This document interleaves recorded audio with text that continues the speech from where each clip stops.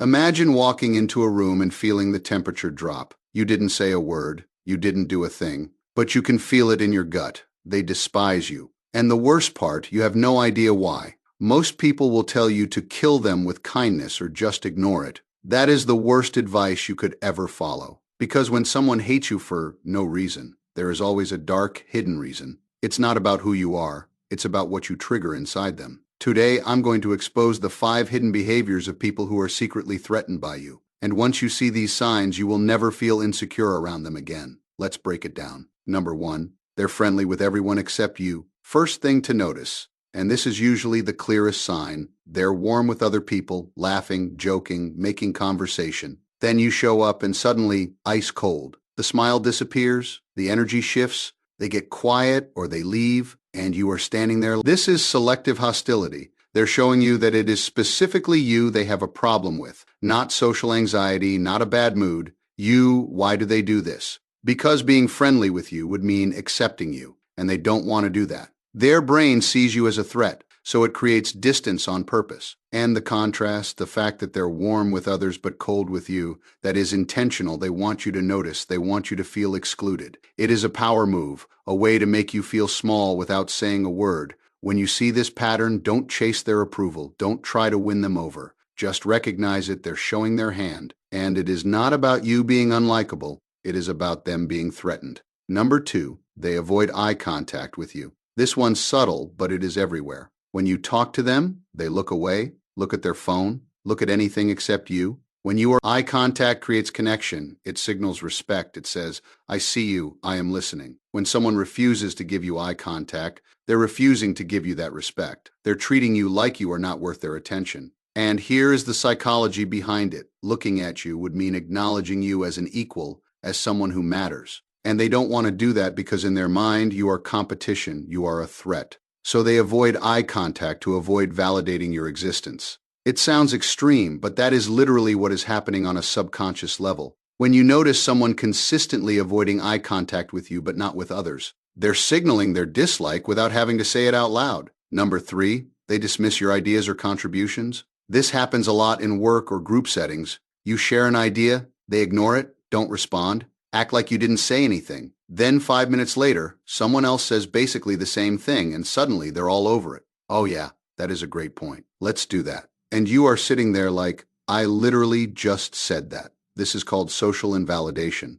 They're refusing to acknowledge your contributions, your value, your presence. Why? Because acknowledging you would give you social credit, and they don't want you to have that. In their mind, if they can make you seem irrelevant, then you become irrelevant. So they ignore your ideas, talk over you, act like what you said doesn't matter, even when it is a good idea, even when they know it is valuable. Because it is not about the idea. It is about making sure you don't get credit for it. You could solve the biggest problem in the room, but if it comes from you, they won't acknowledge it. They'll wait for someone else to say it, or they'll repackage your idea as their own, or they'll just move on like nothing was said. And the frustrating part is other people might not even notice because it is subtle. But you notice, you feel it every single time. When this happens repeatedly with the same person, it is not coincidence, it is intentional. They're trying to diminish your influence, your importance, your worth in that space. And the worst part is it can make you doubt yourself. You start thinking, maybe my ideas aren't that good.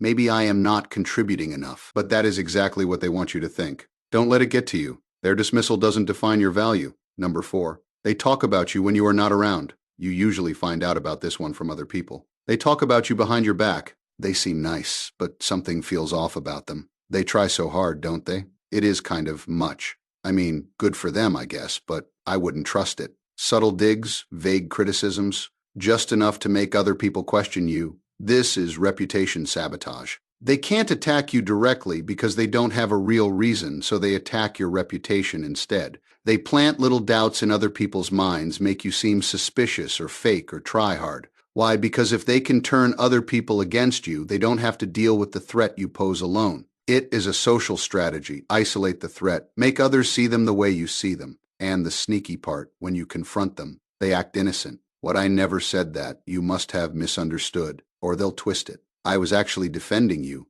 I said you seem nice. But they leave out the part where they followed it up with, but something feels off. The thing about this behavior is it is really hard to prove because it is all hearsay. You hear from someone that they said something, but you can't point to concrete evidence. And that is exactly why they do it this way. It is safe for them, low risk. They get to damage your reputation without taking responsibility for it. When you hear that someone's been talking about you behind your back and it is always negative or dismissive, that is a pattern. They're trying to control how others see you because they can't control how they feel about you. And usually the people who matter will see through it. But it still stings when you find out. Number 5, they get visibly uncomfortable when you succeed. Last one, and this is the most telling. You get a promotion, you hit a goal, you share good news. And while everyone else is congratulating you, they're quiet, stiff, uncomfortable. This is called success resentment. Your success reminds them of their lack of success. Your happiness highlights their unhappiness. And instead of being inspired or happy for you, they feel worse about themselves.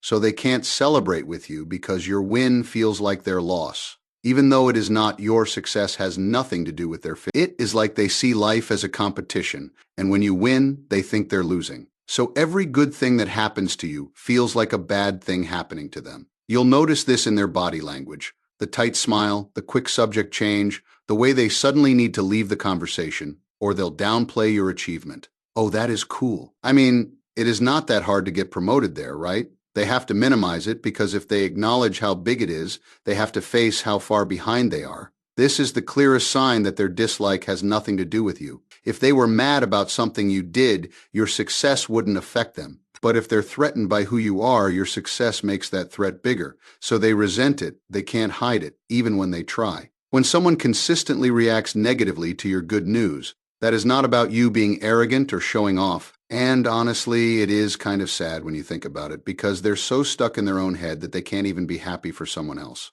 Now let me tell you why people do all of this. It comes down to one thing: insecurity. When someone is secure in themselves, your presence doesn't threaten them. You can be confident, successful, happy, whatever, doesn't matter. They're good with who they are. But when someone is insecure, you become a mirror. Everything you are that they're not gets reflected back at them, and they hate looking at that reflection, so they hate you instead. Not because of what you did, because of what you remind them of. Their own fears, their own failures, their own unhappiness. And instead of dealing with that internally, they project it onto you. They make you the problem because that is easier than facing the real problem, which is inside them. Think about it like this. If someone is truly happy with their life, they don't have the energy or desire to hate on others. They're too busy living their own life, building their own success, enjoying their own relationships. But when someone is unhappy, insecure, or struggling, other people's success becomes painful to watch. It is a constant reminder of what they don't have, what they haven't achieved, what they're not.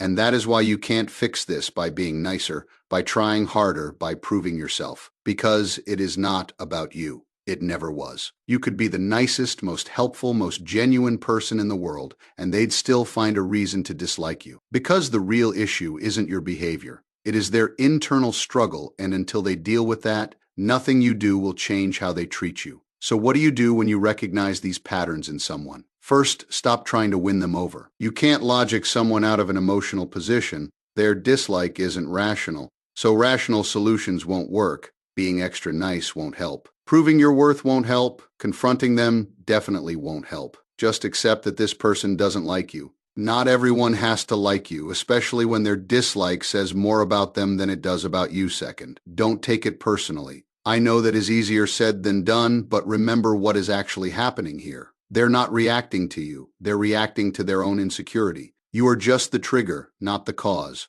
When you internalize that, their behavior stops having power over you. Third, keep being yourself. Don't shrink to make them comfortable. Don't dim your light because it bothers them. Keep succeeding, keep being confident, keep showing up as you are, because the moment you change yourself to appease their insecurity, you lose, and they still won't like you anyway. So why bother? Just be you. That is their issue to deal with, not yours. When someone hates you for no reason, look for these 5 behaviors. They're friendly with everyone except you. They avoid eye contact. They dismiss what you say. They talk behind your back. They resent your success. When you see these patterns, you'll know exactly what is happening. It is not about you. It is about and once you see it clearly, it stops messing with your head. You stop questioning yourself. Stop trying to fix something that isn't broken. You just recognize the pattern and move on. And remember, when someone hates you for no reason, give them no reason to think you care. Catch you next time.